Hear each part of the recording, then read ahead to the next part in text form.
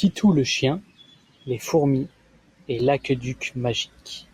Il était une fois, au pied des grandes pyramides d'Égypte, sous un grand soleil doré, vivait un petit chien joyeux nommé Titou. Titou n'était pas un chien comme les autres. Il adorait creuser des tunnels, écouter les histoires des anciens et surtout aider ses amis.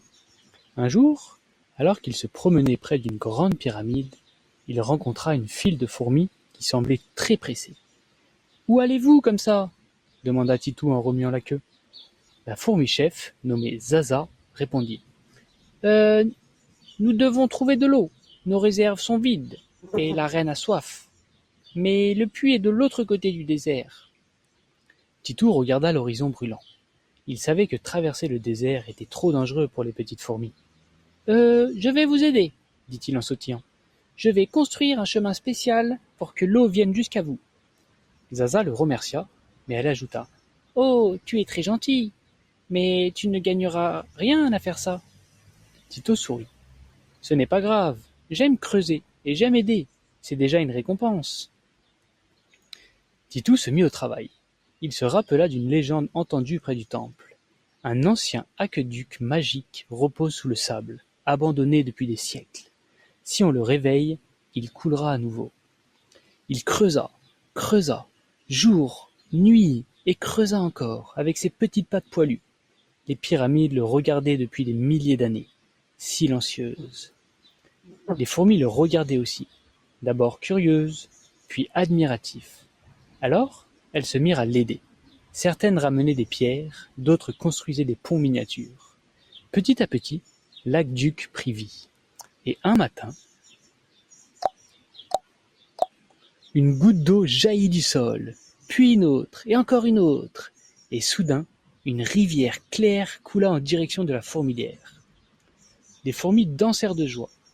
La reine fourmi sortit de son palais et dit « Titou, tu as fait l'impossible. Tu as aidé dans tout un peuple. Comment pouvons-nous te remercier ?» Titou secoua ses oreilles. Je voulais juste faire ce que j'aime. » Mais la reine insista. Elle ouvrit une porte secrète dans la pyramide. À l'intérieur brillaient des pièces en or, des livres, des outils anciens, des bonbons et une clé en cristal. « Cette clé, Titou, ouvre toutes les portes du désert. Elle appartient à celui qui aide sans rien attendre. Et elle est à toi.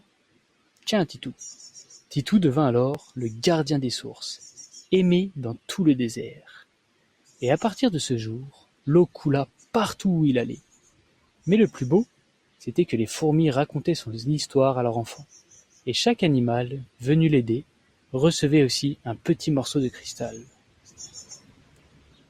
Quelques jours après avoir fait couler l'eau jusqu'à la fourmilière, Titou s'allongea sous un palmier pour faire une sieste bien méritée. Mais soudain, une goutte d'eau dorée lui tomba sur le museau. Il leva les yeux. Une nouvelle source avait jailli, toute brillante, juste à côté de lui. Il s'approcha, curieux, et lut une inscription gravée sur une pierre ancienne. « Ici coule la fontaine des idées. Chaque fois que quelqu'un aide avec le cœur, une nouvelle idée naît. » Titou pencha la tête. « Une fontaine qui donne des idées ?» Il trempa doucement la patte dans l'eau dorée, et plouf ! Une idée apparut dans sa tête. « Et si je construisais une école pour tous les petits animaux qui veulent apprendre à creuser, construire et aider ?» Il sourit, remua la queue et courut prévenir ses amis les fourmis. « Zaza, Zaza ! Regarde ce que j'ai trouvé !» Zaza la chef s'exclama. « Oh oui ! On l'appellera l'école des aventuriers généreux. » Et c'est ainsi que Titou comprit que quand on suit ceux qu'on aime, les idées poussent comme des sources, et qu'avec les autres, on peut créer quelque chose d'encore plus grand. Fin. J'espère que cette histoire t'a plu, mon petit mecton. Papa, il t'aime très très fort. Et oublie pas, comme Titou, si tu fais ce que tu aimes, avec tout ton cœur, et que tu aides les autres, la vie t'offrira des trésors. Parfois de l'or, parfois des amis, parfois des aventures, mais surtout, tu deviendras quelqu'un d'extraordinaire. Tu sais que t'es quelqu'un d'extraordinaire déjà, lui. T'es vraiment très spécial. Papa, il t'aime très très fort. Oh, c'est quoi ça? Alerte, alerte, alerte, alerte. Louis, fais un gros câlin et un gros bisou à ta maman. Alerte. I love you, mon petit Louis. I love you, maman. Je vous fais plein de bisous. Passez une bonne nuit et à demain pour de nouvelles aventures.